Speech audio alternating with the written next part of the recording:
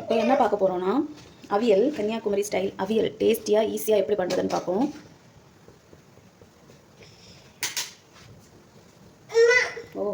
அவியல் பார்ப்போம். ஃபஸ்ட்டு எண்ணெய் ஊற்றிப்போம். என்ன யூஸ் பண்ணுறீங்களோ அதை ஊற்றிக்கோங்க.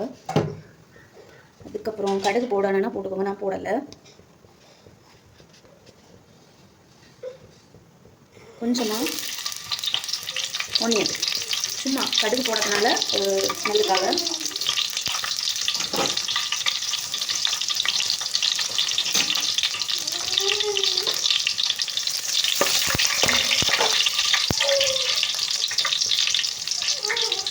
அது கொஞ்சமாக பொரிஞ்சதும் அதுக்கப்புறம் தக்காளி ஒரு தக்காளி எடுத்துக்கோங்க. அதுக்கப்புறம் இந்த பச்சை மிளகாய் ஒரு 2 எடுத்துக்கோங்க. இந்த மாதிரி கட் பண்ணி போட்டுக்கோங்க.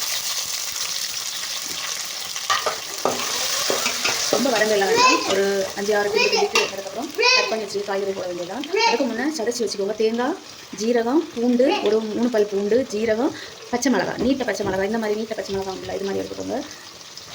தேங்காய், ஜீரகம், பூண்டு, நீட்ட பச்சை மிளகாய், மஞ்சத்தூள் போட்டு ஒரு 2-3 அடி அடித்து வச்சுக்கோங்க. கொஞ்சம் வேணும்னா ஆனியன் போட்டுக்கோங்க. சின்ன உள்ளி ஒரு 2 போட்டுக்கோங்க. ஒருக்கா கூட சொல்கிறேன். தேங்காய், ஜீரகம், 3 பல் பூண்டு, ஒரு 2 பச்சை மிளகாய், மஞ்சள் தூள், சின்ன வெங்காயம் ஒரு 2.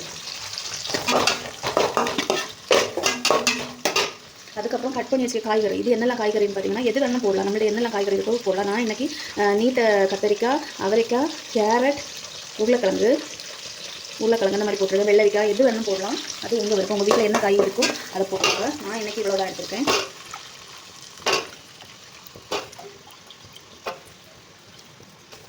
காய்கறியை போட்டுடலாம். போட்டாச்சா? காய்கறியை போட்டுட்டு இதில் தேவையான அளவு சால்ட்டு போட்டுக்கோங்க.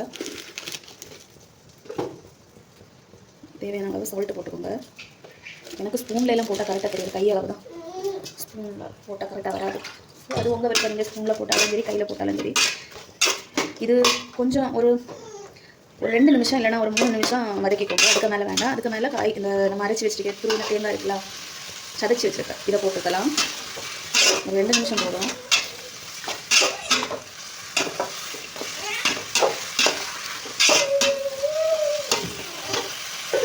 அதே போல் தக்காளி போட்டு, தக்காளியோட புளிப்பு போதுங்கிறவங்க புளி ஊற்றிட்ட வேண்டாம். கொஞ்சம் புளிப்பாக வேணும் அப்படின்னா கொஞ்சமாக புளி தண்ணி இந்த மாதிரி எடுத்து வச்சு அதையும் ஊற்றிக்கோங்க. ரொம்ப அதிகமானாலும் நல்லா இருக்காது, கம்மியானாலும் நல்லா இருக்காது. அதெல்லாம் கொஞ்சமாக ஊற்றிக்கோங்க.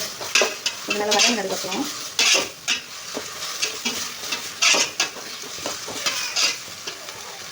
புளி தண்ணி ஊற்றிக்கோங்க. ஓகே, ஒரு 2 மினிட்ஸ் வதங்கினதும் போதும். ரொம்ப நல்லா வதங்கணும்னு அவசியம் இல்லை. நமக்கு தேங்காய் துருவலை போட்டு நல்லா வதக்கிப்போம்.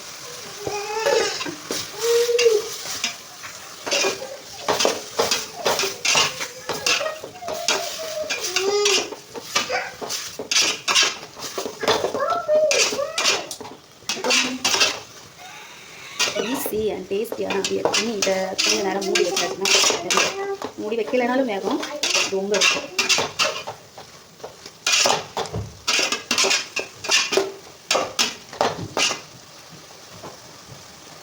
இந்த தேங்காய் எண்ணெயில் வச்சிங்கன்னா ரொம்ப டேஸ்ட்டாக இருக்கும்.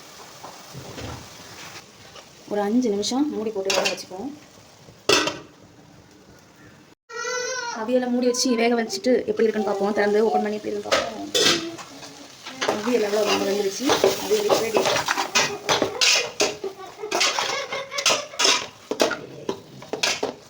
அவியல் இவ்வளோ வீட்டில் கண்டிப்பாக ட்ரை பண்ணி பாருங்கள். ஈஸி அண்ட் டேஸ்டியாக எப்படி பண்ணுறதுன்னு ஃபுல்லாக பார்த்தா தான் உங்களுக்கு புரியும். ஃபுல்லாக பார்த்து வீட்டில் ட்ரை பண்ணி பார்த்துட்டு எப்படி கமெண்ட் பண்ணுங்கள். Easy and tasty. பிடிச்சிருந்தா லைக் பண்ணுங்கள், ஷேர் பண்ணுங்கள், சப்ஸ்கிரைப் பண்ணுங்கள்.